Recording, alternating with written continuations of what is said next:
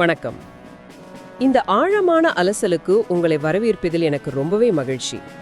நீங்கள் எங்கிருந்தாலும் சரி, ஒருவேளை வேலைக்கு சென்று கொண்டிருக்கும் வழியில டிராஃபிக்ல இதை கேட்டுக்கொண்டிருக்கலாம், இல்லனா ஒரு காஃபி கோப்பையோட அமைதியா ஓய்வெடுத்து கொண்டிருக்கலாம். உங்களுக்காகவே ஒரு மிக முக்கியமான ஒரு தலைப்போடு இன்று நாங்கள் வந்திருக்கிறோம். கண்டிப்பா. இப்போ இருக்கிற சூழ்நிலையில தமிழக அரசியல் களம் எப்படி இருக்குன்னு உங்களுக்கு நல்லாவே தெரியும். எங்க திரும்பினாலும் ஒரே தேர்தல் காய்ச்சல் தான். ஆமா, ஒவ்வொரு நாளும் ஒரு புதிய திருப்பம், ஒவ்வொரு நிமிடமும் ஒரு புதிய செய்தி என அரசியல் களம் சுழண்டு கொண்டே இருக்கு. இந்த பரபரப்பான சூழ்நிலையில நம்முடைய இன்றைய இந்த ஆழமான அலசலின் நோக்கம் என்னவென்றால், சமீபத்தில் நடந்து முடிந்த அந்த வரலாற்று சிறப்பு மிக்க தொகுதி பங்கீடு ஒப்பந்தம் இருக்கு இல்லையா, அதோட பின்னணியில் நடந்த விஷயங்களை அலசுவதுதான். உண்மையில் வெளியான பல்வேறு நம்பகமான செய்தி குறிப்புகளிலிருந்தும் தகவல்களை திரட்டி நாங்க கொண்டு வந்திருக்கோம். அதாவது இந்த ஆதாரங்களோட அடிப்படையில தான் நாம முழுமையா பேச போறோம். எந்த சார்பும் இல்லாம நடந்தபடியே நாம அலச போறோம். எக்ஸாக்ட்லி. குறிப்பாக திமுக மற்றும் காங்கிரஸ் இடையேயான தொகுதி பங்கீட்டு ஒப்பந்தம் எப்படி பல அதிரடி திருப்பங்களுக்கும் அந்த கயிறு இழுக்கும் போட்டிகளுக்கும் பிறகு நள்ளிரவில் கையெழுத்தானது என்பதை புரிந்து கொள்வதுதான் இந்த அலசலின் முக்கிய நோக்கம். சரி, இதை விரிவாக அலசுவோம்.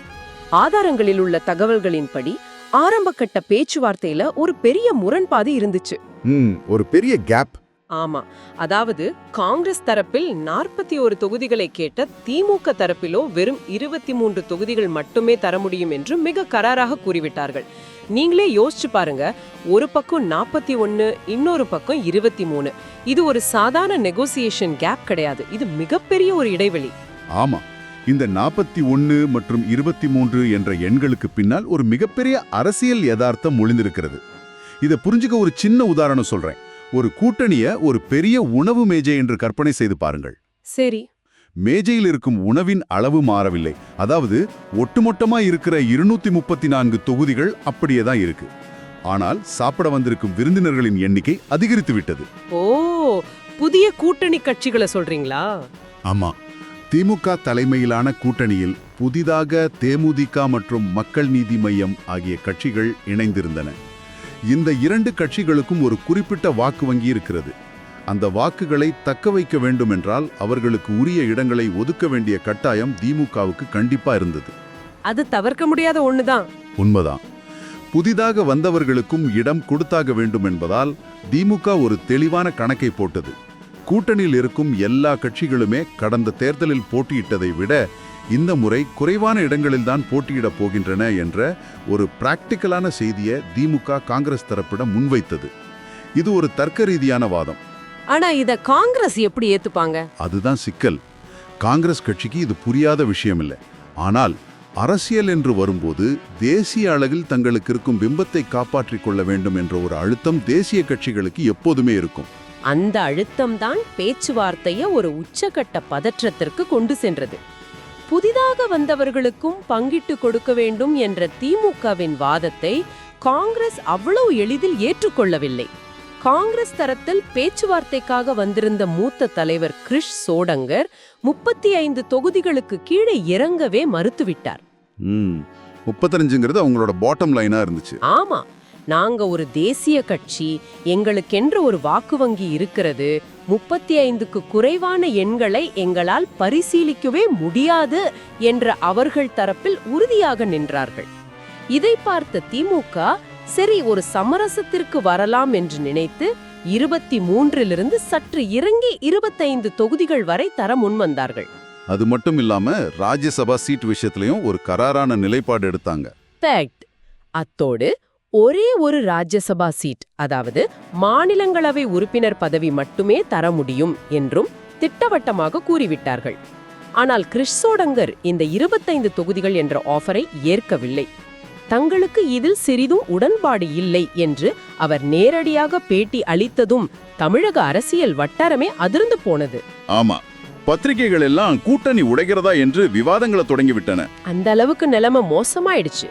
இங்கு கவனிக்க வேண்டிய சுவாரஸ்யமான விஷயம் என்னவென்றால், இந்த இழுபறி ஒரு கட்டத்தை தாண்டியதும் திமுக கையாண்ட ராஜதந்திர அணுகுமுறை தான். இதுதான் எங்களால தர முடியும், இதற்கு மேல் ஒரு தொகுதியை கூட அதிகரிக்க வாய்ப்பில்லை என்று கூறிவிட்டு கூட்டணியில தொடர்வதா அல்லது வேண்டாமா என்ற இறுதி முடிவை காங்கிரசிடமே திமுக விட்டுவிட்டது. அதாவது பந்த அவங்க கோர்ட்டுக்கே தூக்கி போட்டுட்டாங்க. எக்ஸாக்ட்லி. பந்தை எதிரி அணியின் கோர்ட்டில் வீசிவிட்டு அமைதியாகி விடுவது. நீங்கள் இதை சற்று ஆழமாக யோசித்து பாருங்கள். முடிவெடுக்க வேண்டிய முழு பொறுப்பும் இப்போது காங்கிரஸ் மேலிடத்தின் தோள்களில் விழுந்துவிட்டது. சாதாரண நேரமாக இருந்தால் அவர்கள் மாதக்கணக்கில் பொறுமையாக ஆலோசித்திருக்கலாம்.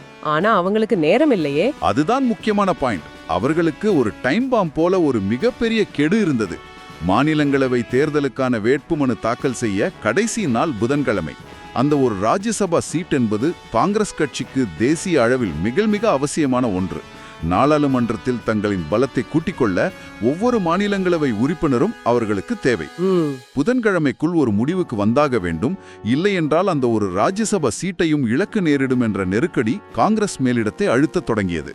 நேரம் செல்ல செல்ல டெல்லியில் அரசியல் களம் கொதிக்கத் தொடங்கியது.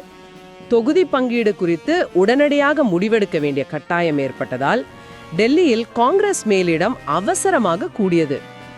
அந்த சந்திப்பில் சோனியா காந்தி, மல்லிகார்ஜுன கார்கே, ராகுல் காந்தி, பிரியங்கா காந்தி மற்றும் அமைப்பு பொதுச் செயலாளர் KC வேணுகோபால் என தேசிய தலைவர்கள் அனைவரும் ஓர் அணியில் திரண்டு தீவிர ஆலோசனையில் ஈடுபட்டனர். இது ஒரு அசாதாரணமான சூழ்நிலை. ஆமாங்க.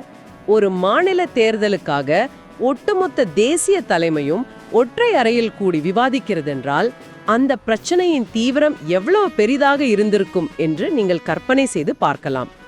இந்த ஆலோசனையின் போது KC வேணுகோபால் ஒரு முக்கியமான காரியத்தை செய்தார். தமிழகத்தில் உள்ள காங்கிரஸ் MLA-க்களிடம் காணொளி மூலமாக, அதாவது வீடியோ கால் மூலமாக கருத்து கேட்டார். உடன் கூட்டணி வைக்கலாம், கள நிலவரம் என்ன என்று நேரடியாக அவர்களிடம் கேட்டார். அப்போது பெரும்பாலான MLA-க்கள் நமக்கு திமுக கூட்டணி தான் வேண்டும், அதுலதான் நாம் உறுதியாக இருக்க வேண்டும் என்று ஏகமனதாக தெரிவித்து விட்டார்கள். அது மட்டும் இல்லாம சில காங்கிரஸ் நிர்வாகிகள் இந்த முறை புதிதாக வந்திருக்கும் தவகவுடன் கூட்டணி வைப்பது தற்கொலைக்கு சமமானது என்று மிக கடுமையாக எச்சரித்திருக்கிறார்கள். இதை கேட்கும் போதே ரொம்ப ஆச்சரியமா இருந்துச்சு. கண்டிப்பா MLA-க்கள் இந்த நிலைப்பாடு முழு பேச்சுவார்த்தையிலும் ஒரு மிகப்பெரிய திருப்பு முனை. டெல்லியில் அமர்ந்திருக்கும் மேலிட தலைவர்கள் தங்கள் கட்சியின் கௌரவம், அதிக இடங்களை பெற்று தங்கள் பலத்தை காட்ட வேண்டும் என்ற எதிர்பார்ப்பு இருக்கும். ஆமா, அது அவங்க ஆங்கிள். ஆனால் களத்தில் மக்களோடு மக்களாக இருக்கும் சட்டமன்ற உறுப்பினர்களுக்குத்தான் கள யதார்த்தம் என்னவென்று தெளிவாக தெரியும். ஒரு தேர்தல் களம் எப்படி இருக்கும், பணபலம், அமைப்பு பலம், அடிமட்ட தொண்டர்களின் கட்டமைப்பு ஆகியவை வெற்றிக்கு எவ்வளவு அவசியம் என்பதை அவர்கள் முழுமையா உணர்ந்திருந்தார்கள். உண்மைதான். திமுகவின் வாக்கு வங்கியும் அவர்களின் வலுவான கூட்டணி அமைப்பும் தங்களுக்கு எப்படி உதவும் என்பதை MLA-க்கள் தெளிவாக கணக்கு போட்டிருந்தார்கள். புதியதாக ஒரு கட்சியுடன் கூட்டணி செல்வது அரசியல் ரீதியாக எவ்வளவு பெரிய ரிஸ்க் என்பதை அவர்கள் மேலிடத்திற்கு தெளிவாக உணர்த்திவிட்டார்கள். ஒரு தெளிவான மெசேஜை பாஸ் பண்ணிட்டாங்க. ஆமா, மேலிடத்தின் அதீத எதிர்பார்ப்புகளுக்கும் களத்தில் உள்ள யதார்த்த புரிதலுக்கும் இடையிலான வித்தியாசத்தை இது அப்பட்டமாக காட்டுகிறது. MLA-க்களின் இந்த உறுதியான குரல்தான் காங்கிரஸ் மேலிடத்தை சற்று கீழே இறங்கி வரச் செய்த ஒரு முக்கிய காரணி. ஒரு தேசிய கட்சி தன்னுடைய மாநில தலைவர்களின் கள அனுபவத்திற்கு மதிப்பளித்த முக்கியமான தருணம் இது. இங்கதான் விஷயம் மிகவும் சுவாரஸ்யமாகிறது.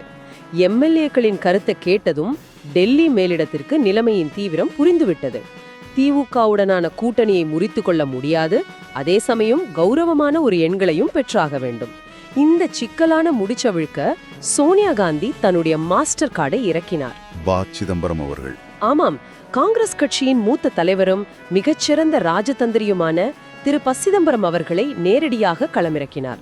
டெல்லியிலிருந்து சென்னைக்கு வந்த சிதம்பரம் நேராக முதலமைச்சர் MK ஸ்டாலினை சந்தித்து பேசினார். அந்த சந்திப்பு சுமார் 1 மணி நேரம் நீடித்தது. தேசிய தலைமையின் விருப்பத்தை, அவர்கள் எதிர்பார்ப்பை முதலமைச்சரிடம் அவர் எடுத்துரைத்தார். இந்த 1 மணி நேர பேச்சுவார்த்தைக்கு பிறகு 25 தொகுதிகள் என்று நின்ற திமுக சற்று இறங்கி வந்து காங்கிரஸ் கட்சிக்கு 28 சட்டமன்ற தொகுதிகள் மற்றும் 1 மாநிலங்களவை சீட் வழங்க சம்மதித்தது.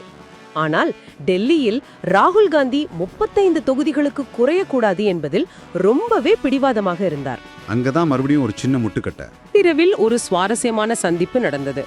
தமிழக காங்கிரஸ் கமிட்டி தலைவர் செல்வ பெருந்தகையின் மகளின் நிச்சயார்த்த விழா நடந்தது. அந்த விழாவிற்கு முதலமைச்சர் ஸ்டாலினும் சென்றிருந்தார், சிதம்பரமும் சென்றிருந்தார். அது ஒரு முக்கியமான நிகழ்வு. சுற்றிலும் மேளதாளங்கள், உறவினர்கள் புடைசூழ ஒரு பக்கம் விழா நடந்து கொண்டிருக்க, இன்னொரு பக்கம் முதலமைச்சரும் பச்சுதமாமும் தனியாக சென்று தீவிர ஆலோசனையில் ஈடுபட்டார்கள். இதை படிக்கும்போது ஏதோ ஒரு சினிமா காட்சியை பார்ப்பது போல ஒரு ஃபீல் எனக்கு வந்துச்சு. இதுதான் அரசியலின் இயல்பு. ஒரு குடும்ப விழாவிற்குள்ளும் எப்படி தேசத்தின் அரசியலை தீர்மானிக்கும் முடிவுகள் எடுக்கப்படுகின்றன என்பதற்கு இது ஒரு சிறந்த உதாரணம். அந்த நிச்சயார்த்த விழாவில் முதலமைச்சரிடம் பேசிய பிறகு பச்சிதம்பரத்திற்கு திமுகவின் நிலைப்பாடு முழுமையாக புரிந்துவிட்டது. அதாவது அவங்களோட ஃபைனல் லிமிட் தெரிஞ்சிடுச்சு. ஆமா, திமுக தலைமை 28க்கு மேல் ஒரு தொகுதி கூட தர வாய்ப்பில்லை என்ற யதார்த்தத்தை அவர் உணர்ந்து கொண்டார். இதைத் தொடர்ந்து அவர் நள்ளிரவோடு நள்ளிரவாக டெல்லியில் உள்ள சோனியா காந்தி, ராகுல் காந்தி மற்றும் மல்லிகார்ஜுன கார்கே ஆகிய மூவரையும் தனித்தனியாக தொடர்பு கொண்டு பேசினார். அந்த நேரத்திலயா? ஆமா, நேரம் கடந்துட்டே இருக்கு இல்லையா? வெறும் எண்களை மட்டும் அவர் சொல்லவில்லை. தமிழகத்தில் திமுக கூட்டணியில் உள்ள சிக்கலை, தேமுதிக மற்றும் மக்கள் நீதி மய்யம் வருகையால் ஏற்பட்ட நெருக்கடியை, கள நிலவரத்தை, எல்லாவற்றிற்கும் மேலாக 28 தொகுதிகளுக்கு மேல் தர முடியாத திமுகவின் பிராக்டிக்கலான இயலாமையை மிக தெளிவாகவும் தர்க்க ரீதியாகவும் எடுத்துரைத்தார். ஓஹோ, அவருடைய அந்த பகுப்பாய்வு தான் டெல்லி தலைமையின் பிடிவாதத்தை தளர்த்தியது. இதன் தொடர்ச்சியாக திமுக தரப்பிலிருந்தும் ஒரு இறுதி முயற்சி எடுக்கப்பட்டது. கனிமொழி எம்பி அவர்கள் நேரடியாக சோனியா காந்தி தரப்பு தொடர்பு கொண்டு, முதலமைச்சர் 28 தொகுதிகளை கொடுக்க ஒப்புக்கொண்டுள்ளார், நீங்களும் இறங்கி வந்தால் வியாழக்கிழமை ராஜ்யசபா வேட்புமனு தாக்கல் செய்து விடலாம் என்று கூறி ஒரு இறுதி நேர கெடுவை முன்வைத்தார். இது ஒரு சம மூவ். ஆமா, இனிமேல் பேச்சுவார்த்தைக்கு நேரமில்லை, உடனே முடிவிடுங்கள் என்ற துணியில் அந்த அழைப்பு அமைந்திருந்தது. இது ஒரு கிளாசிக் டெட்லைன் நெகோசியேஷன் தந்திரம். இந்த நள்ளிரவு பேச்சுவார்த்தைகளுக்கு பிறகு அடுத்த நாள் கிளைமேக்ஸ் காட்சிக்கான அத்தனை அம்சங்களும் அரங்கேறின. காங்கிரஸ் தரப்பில் அமைக்கப்பட்டுள்ள கிரிஷ் சோடன்கர் தலைமையிலான 5 பேர் கொண்ட குழு மாலையில் சென்னை அண்ணா அறிவாலயத்திற்கு பேச்சுவார்த்தைக்கு வரும் என்று தகவல் வெளியானது. அதற்காக மாலை 4:30 மணிக்கு கிரிஷ் சோடங்கர் சென்னை விமான நிலையம் வந்து இறங்கினார். அவரை செல்வ பெருந்தகை உள்ளிட்ட மாநில தலைவர்கள் வரவேற்றார்கள். விமான நிலையத்திலிருந்து நேராக அறிவாலயம் செல்வார்கள் என்று பார்த்தால் அவர்கள் அங்கிருந்து நகரவே இல்லை. மேலினத்திலிருந்து இன்னும் இறுதி உத்தரவு வரவில்லை என்று கிரிஷ் சோடங்கர் தாமதப்படுத்தி கொண்டே இருந்தார். அங்கேயும் ஒரு சஸ்பென்ஸ். ஆமாங்க, மணி ஆக ஆக அரசியல் களம் மீண்டும் சூடானது. அப்போதுதான் ஒருவேளை காங்கிரஸ் குழுவினரின் வண்டி அறிவாலயத்திற்கு செல்லாமல் நேராக பனையூர் பக்கம், அதாவது தவகை கட்சியின் தலைமையகத்திற்கு திரும்பி விடுமோ என்று ஊடகங்களுக்கிடையே பெரிய சலசலப்பு ஏற்பட்டது. எல்லாமே ஒரு சஸ்பென்ஸ் த்ரில்லர் போல நகர்ந்தது. ஏன்னா அந்த நேரத்துல எந்த முடிவு வேணாலும் எடுக்கப்படலாம் என்கிற ஒரு பதட்டம் இருந்துச்சு. கண்டிப்பா. கடைசியில் இரவு 7:30 மணி அளவில் டெல்லியிலிருந்து கிரீன் சிக்னல் கிடைக்க காங்கிரஸ் குழுவினர் அண்ணா அறிவாலயத்திற்கு வந்தனர். அங்கு முதலமைச்சர் மு.க. ஸ்டாலின் மற்றும் டி.ஆர். பாலு தலைமையிலான திமுக தொகுதி பங்கீட்டு குழுவினர் அவர்களை வரவேற்றனர். இறுதிக்கட்ட பேச்சுவார்த்தை நடந்து மதச்சார்பற்ற முற்போக்கு கூட்டணியில் காங்கிரஸ்க்கு 28 சட்டசபை தொகுதிகள் மற்றும் ஒரு மாநிலங்களவை இடம் ஒதுக்கப்பட்டு அதிகாரப்பூர்வமாக ஒப்பந்தம் கையெழுத்தானது. ஒரு வழியா முடிவுக்கு வந்துட்டாங்க. ஆமா, முதலமைச்சர் மு.க. ஸ்டாலினும் காங்கிரஸ் தலைவர் செல்வ பெருந்தகையும் சிறுத்த முகத்துடன் கைகுலுக்கி ஒப்பந்தத்தில் கையெழுத்திட்ட அந்த புகைப்படம் அத்தனை நாள் பதற்றத்திற்கும் ஒரு முற்றுப்புள்ளி வைத்தது. இதை ஒரு பரந்த கண்ணோட்டத்தில் பார்த்தால் இந்த ஒப்பந்தம் வெறும் எண்களின் தொகுப்பு அல்ல, இது ஒரு அரசியல் வரலாற்று சாதனை. தமிழக அரசியல் வரலாற்றை நீங்கள் சற்று திரும்பி பாருங்கள். எந்த 2 முக்கிய கட்சிகளும் தொடர்ந்து இத்தனை தேர்தல்களில் ஒன்றாக பயணித்த வரலாறு மிகவும் குறைவு, ரொம்ப ரேர் தான். ஆனால் திமுக மற்றும் காங்கிரஸ் கூட்டணி தொடர்ந்து 5வது முறையாக சட்டசபை தேர்தலில் ஒன்றாக களம் காண்கிறது. 2004 தொடங்கிய இந்த உறவு பல ஏற்ற இறக்கங்களை சந்தித்தாலும், சில கசப்பான தருணங்களை கடந்தாலும் மீண்டும் மீண்டும் தங்களை இணைத்துக் கொள்ளும் அந்த நெகிழ்வுத்தன்மை, அதாவது அந்த ரெசிலியன்ஸ் இருக்கிறதே, அதுதான் இங்கு வியக்கத்தக்கது. ஆமா, அந்த பசை இன்னும் இருக்கு. எத்தனையோ பேர் கூப்படி உடையுண்டு எதிர்பார்த்த போதெல்லாம் கடைசி நேரத்தில் இரு தரப்பும் தங்களின் ஈகோக்களை தள்ளி வைத்துவிட்டு பொதுவான அரசியல் நோக்கத்திற்காக ஒன்று சேர்ந்து விடுகிறார்கள். இது தமிழக அரசியல் வரலாற்றில் மிகவும் குறிப்பிடத்தக்க, ஆழமாக ஆராய வேண்டிய ஒரு நிகழ்வாகும். எண்களை விட அந்த உறவின் தொடர்ச்சிதான் இங்கே பெரிய தாக்கத்தை ஏற்படுத்துகிறது. சரி, இதிலிருந்து நாம் தெரிந்து கொள்வது என்ன? ஆரம்பத்தில் 41 என்று தொடங்கிய ஒரு தேசிய கட்சி கடைசியில் 28 என்ற எண்ணுக்கு வந்து சம்மதித்திருக்கிறது. இது ஏதோ ஒரு சாதாரண கொடுக்கல் வாங்கல் அல்ல. இந்த முழு பேச்சுவார்த்தையையும் ஒரு தொடர்கதையாக பார்த்தால் இதில் நாம் அனைவரும் கற்றுக்கொள்ள வேண்டிய பாடங்கள் ஏராளம் இருக்கின்றன. நீங்கள் இதை கேட்டுக்கொண்டிருக்கும் போது இது வெறும் அரசியல்வாதிகளின் வேலை, இதனால் எனக்கென்ன பயன் என்று நினைக்கலாம். ஆனால் நீங்கள் இதிலிருந்து ஒரு மாபெரும் தலைமைத்துவ பாடத்தை கற்றுக்கொள்ளலாம். எப்படி சொல்றீங்க? அரசியல் கூட்டணிகள் என்பவை வெறும் கொள்கைகளால் மட்டும் கட்டமைக்கப்படுவதில்லை. அது விட்டுக்கொடுத்தல், தலைவர்களின் ராஜதந்திரம், எதிராளியின் நிலையை புரிந்து கொள்ளுதல் மற்றும் மிக முக்கியமாக கடைசி நேர நெருக்கடிகளை எப்படி சாமர்த்தியமாக கையாளுவது என்பதாலேயே கட்டமைக்கப்படுகின்றன. நம்ம அன்றாட வாழ்க்கைக்கு கூட இது பொருத்தலாம். ஆமா, உங்கள் அலுவலகத்திலோ அல்லது உங்கள் தொழிலிலோ கூட இப்படிப்பட்ட கடுமையான பேச்சுவார்த்தைகள் வரலாம். அப்போது கள யதார்த்தம் என்ன, நம்மிடம் இருக்கும் பலம் என்ன, எதிரணியின் பலவீனம் என்ன என்பதை உணர்ந்து எங்கு விட்டு கொடுக்க வேண்டும், எங்கு உறுதியாக நிற்க வேண்டும் என்பதை தீர்மானிக்கும் அந்த திறன்தான் உங்களை ஒரு சிறந்த வெற்றியாளராக மாற்றும். எம்எல்ஏக்களின் குரலுக்கு டெல்லி செவிசாய்த்ததும், பர்சிதம்பரம் போன்ற மூத்த தலைவரை சமரசத்திற்கு அனுப்பியதும் ஈகோவை விட இலக்குதான் முக்கியம் என்பதை நமக்கு உணர்த்துகிறது. மிகச் சரியான ஒரு பார்வை. இந்த ஆழமான அலசலின் இறுதி பகுதிக்கு நாம வந்துவிட்டோம். இந்த பேச்சுவார்த்தையை முழுவதுமாக அலசிய பிறகு உங்களுக்குள் ஒரு கேள்வியை விதைத்துவிட்டு செல்ல விரும்புகிறேன். ஒரு தேசிய கட்சியின் எதிர்பார்ப்புகளும் ஒரு பிராந்திய கட்சியின் கள யதார்த்தங்களும் தொடர்ந்து இப்படி ஒவ்வொரு தேர்தலிலும் மோதிக்கொள்ளும் போது இது போன்ற சமரச அரசியல் எதிர்கால தேர்தல்களிலும் வெற்றிகரமாக பயணிக்குமா? இது ஒரு நல்ல கேள்வி.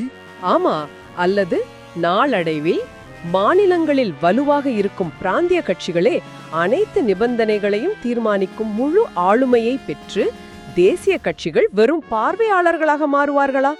இதை நீங்களே சிந்தித்து பாருங்கள். மீண்டும் ஒரு சுவாரஸ்யமான தலைப்போடு அடுத்த ஆழமான அலசலில் உங்களை சந்திக்கும் வரை உங்களிடமிருந்து விடை பெறுகிறோம். தொடர்ந்து சிந்திப்போம்.